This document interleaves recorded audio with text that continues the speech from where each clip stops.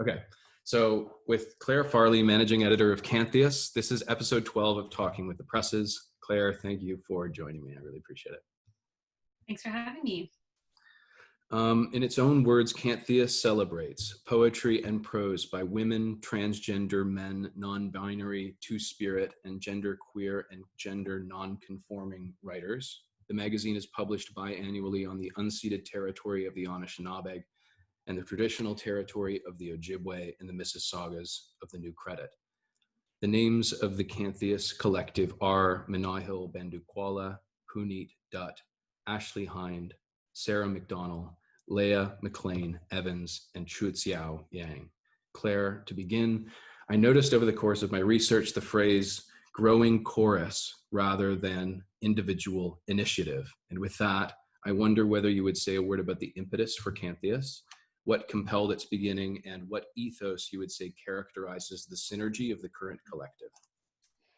Yeah, so Canthius started in 2015. It was started by Punit Dutt, Kira Nickel, and myself. We were all recent graduates of Ryerson's Literatures of Modernity program. And we'd become close friends during that time and had been sharing work with each other. And I worked on the White Wall Review with Dale Smith, who ran Skanky Possum with his wife, Wa Win.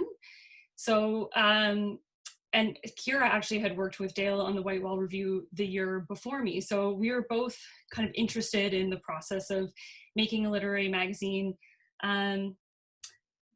It was, so we wanted to keep doing that. We wanted to keep in touch. So we decided to start Canthius. And, you know, in terms of a mission statement, we didn't really think about any of our sort of mandate in any clear way at that point. Why we decided to publish women and non-binary writers was just that, like, I met Chuixiao or Teresa Young in a writing workshop at U Ottawa during my undergrad, and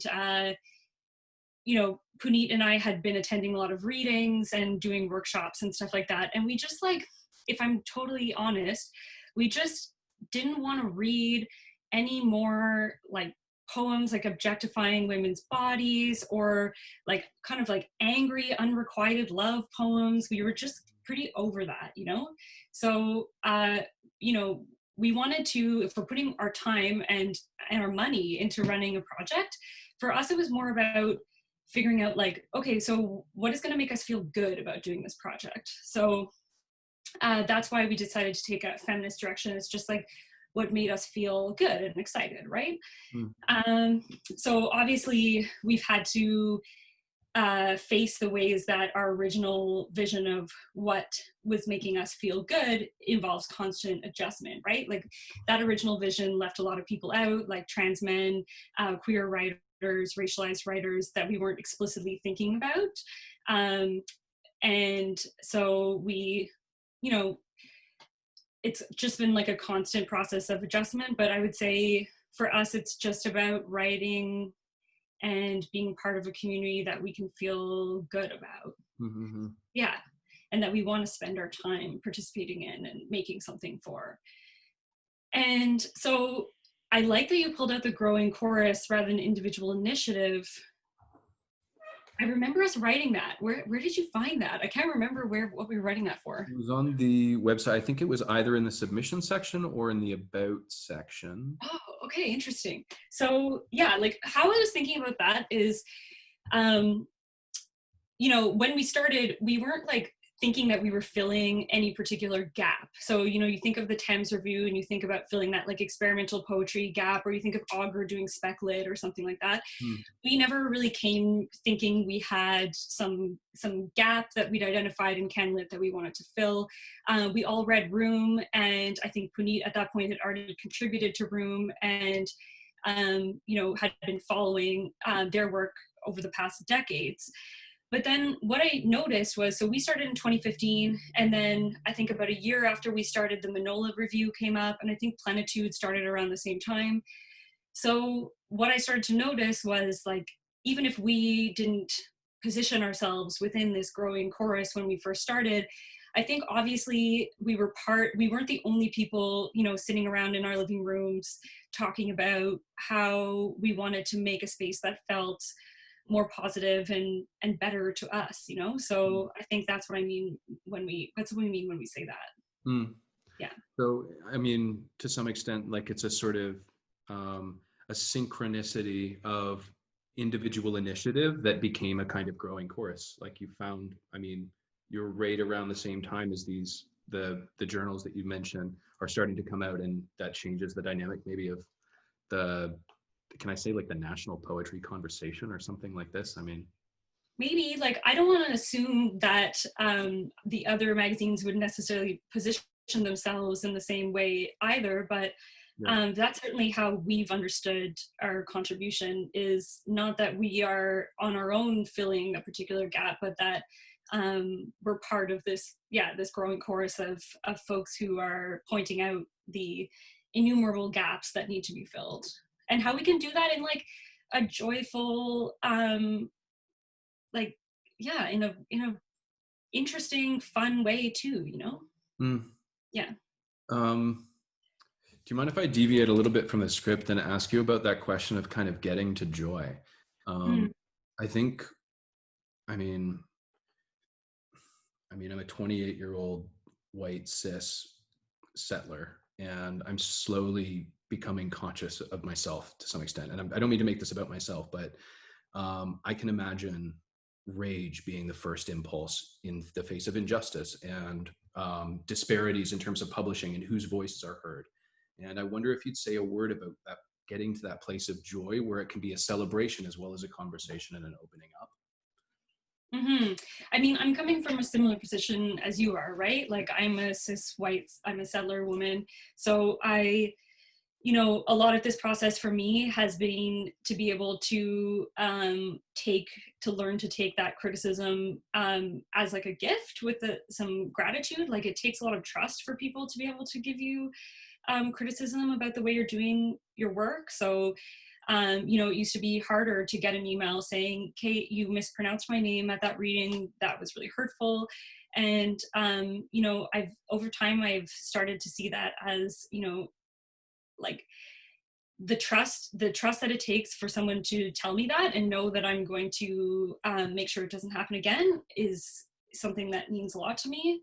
And, I talk a lot. I mean, I don't want to talk on behalf of the collective, but Teresa and Puneet and I talk a lot about these issues with one another. We're pretty close friends. So, one thing Teresa always says is that there can be a lot of focus on trauma within racialized communities writing, or that when we published writing by minority writers, we're often overly focused on traumatic experiences, right? Mm-hmm. So I think part of what I've learned from the collective, from Teresa and Manahil in particular, is this focus on, first of all, like other parts of writing, whether it's like a formal bent or a particular subject of interest, or just focusing on these celebrations rather than focusing on trauma, because I think that is something that CanLit has historically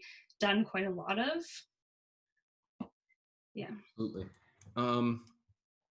So you mentioned there that you wouldn't want to speak on behalf of the collective, and yet you are the managing editor. And I think that indicates something about your leadership style. But I wonder if you could sort of infoliate the way in which you approach your, at least on paper or de facto, or rather on paper and not necessarily de facto, because it seems that you maybe work in a more sort of collectivist environment, how you approach the responsibility of being a managing editor and a publisher, specifically with regard to the way in which you approach the question of leadership, if I may. Yeah, I've actually only recently, like in the past year, started just claiming the managing editor title. I wasn't really doing that before, but the way things worked out, so, Puneet and Kira and I worked on the first issue together, and then Puneet stepped back for a few issues, and Puneet came back in, and then Kira has now stepped away to work on other things. So throughout this, I've kind of been the one just keeping the administrative stuff going. I'm the one who does the layout, and you know, if you're reading our Twitter, most of the time that's me. If you send us an email, most of the time I'm the one answering that. So yeah, so I kind of claimed that role only just recently, just because I was the one doing most of that. Like managing is exactly what it is, like just kind of keeping everything running smoothly. But yeah, I don't know. We all bring really different stuff to the table. So I'm looking at this list of the team in front of me. Like Manalhil's been doing a lot of really awesome work with our online content. Puneet has always been the big ideas person and the community person. You know, she's the one out there really meeting people. Ashley is really talented fundraiser and like really great at SEO and all that kind of stuff. Sarah she writes a lot of our grants for us. Leah is like an amazing editor. So, you know, she's got the last word on like copy edits and stuff. Teresa is a lawyer, so she does the business side of things. We just recently incorporated as a nonprofit. So, and this is just, I'm just thinking of the first things that come to my head as I look at this list. So there's a lot of things that we kind of make these decisions collectively about. So, you know, you asked if I wanted to do this interview today. I checked with quite a few members of the collective before going ahead and doing this. Yeah, usually if more than one of us will read most things before we put it out there. Not always the whole team. That's like a little hard to manage, but a few of us at least read through things. And yeah, I'm curious to know what's going to happen when things change, because I'm a PhD candidate. I'm working on my dissertation at the moment. So it's been a lot of work over the last couple of years. So what we're looking for in the next couple of months is we're going to hire a staff, and we're going to have the more traditional like staff, editorial board of directors structure. And, you know, I have some concerns about how, you know, that'll look in terms of the way that we've done this work pretty collaboratively over the years. But I also think maybe we've just created a culture in which people will feel comfortable pitching their ideas and voicing their concerns pretty openly.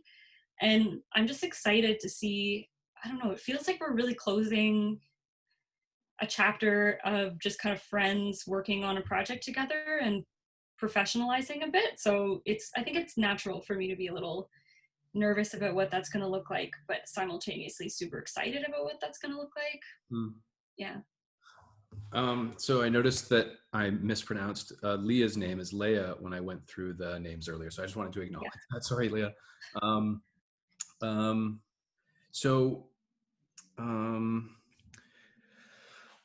Well, Canthius is committed to publishing diverse perspectives and experiences uniquely to journals and presses with whose representatives I've had the great good fortune to speak over the past couple of months.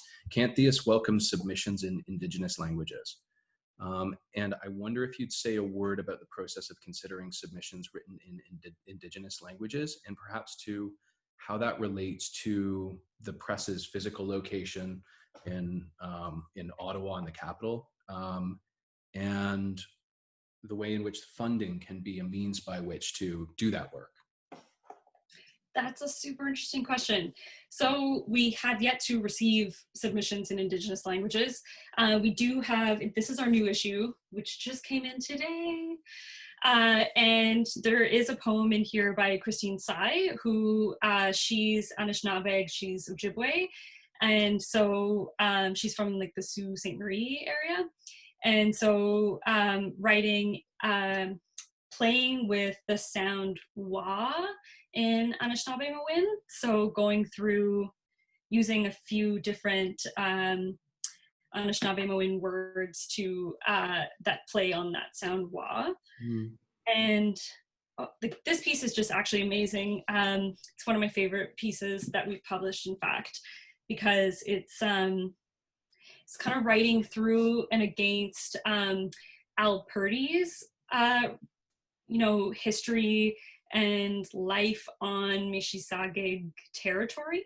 So it's just a really, really beautiful and interesting piece. But in terms of publishing in Indigenous languages more generally, like, honestly, we like to put stuff like that on our website because I just think that we want folks to submit whatever people are writing in North America. Like, we want to see it and we want to read it. So if I don't really know, like, I can just say, for me, if I receive something in an Indigenous language for this issue, I would have just talked to the contributor about how they see that work in the context of the journal, like how we can best publish that, you know, if they want to do audio that goes with that or something, like it would be more of a conversation. So I don't know if that's the best publishing practice. Like for us, it's mostly been, you know, we're all very new to publishing on this team, so we've just kind of been trying ideas, and we just want to see what people are writing, and we want to hear what people are writing, and we want it to be clear from our website that there should be nothing that's holding you back from sharing something that you're working on. Could you say a word about your sort of funding model? You mentioned, was it Ashley or Sarah who does a lot of the grant writing? Sarah McDonnell does a lot of our grant writing, and so do I, actually, because well, as an academic, I have a lot of experience in grant writing. So we do a lot of that work together. And yeah, so we're funded through the City of Ottawa and through Ontario Arts Council. We had a bit of a panic when Ford cut the Ontario Arts Council funding, as I'm sure many magazines across Ontario did. Huge shout outs to Jill Andrews, the MPP, NDP MPP, who fought like hell to get that funding reinstated and did so. So we're back on Ontario Arts Council funding, which is awesome. And yeah, like, we have subscribers. We have like 200 subscribers. We need more subscribers. It's always a struggle, you know. We're always trying to figure out how we can best use our resources, because they're always a little scant, but yeah. Okay, so now I'm realizing that I've mispronounced Sarah McDonnell's last name. See, this is going to inevitably... Oh yeah, McDonnell. Everybody pronounces Sarah's last name wrong. Okay, McDonnell. McDonnell, yeah. All right, sorry, Sarah. All right, learning as we go. So I wonder if I might, just as we're approaching conclusion here, in order to keep this at a watchable length, as you know, in the interest of maximizing the number of eyeballs, and also in the description below the video, means by which to submit to Canthius, as well as a little bit more information about the press, as well as means by which to subscribe. I'd like to acknowledge the Memorial Award for Poetry in the name of Priscilla Uppel. And I wonder whether you would say a word about the decision to dedicate an award to Priscilla's legacy, Claire.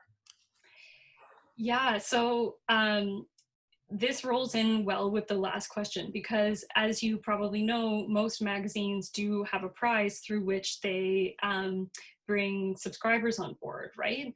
So we'd obviously been thinking about this model for a long time, but we didn't want to just start a prize for that reason. So we'd thought about it and talked about it and thought about it and talked about it. And finally, one day, Puneet suggested that we name the prize in honor of Priscilla Uppel. So Puneet did a lot of work talking with Priscilla's estate and, you know, working collaboratively with them to figure out how we could put the prize together in a way that felt right to them. And yeah, it's really a privilege to be able to, you know, be working on this award. I wasn't as familiar with Priscilla's writing as some other members of the team. And in fact, we have, you know, a volunteer, Rebecca Mangra, working with us right now, who was a student of Priscilla's. And so I think, you know, she, like, not only as a writer, but what I was really interested in about her legacy too is like as a teacher and a mentor to a lot of writers, I think that is something that really spoke to me in terms of working on something in her memory. So we just hope we can bring more readers to her work, and we're super grateful that Priscilla's family and estate has worked with us on this. Yeah. A means by which her legacy can continue as Claire, we conclude in conversation, and yet the work goes on. I'm really grateful for your time, Claire, managing editor of Canthius, and this has been Talking with the Presses, presented by Poetry London Online. Thank you again for your time, Claire. Thanks, Kevin. Take care.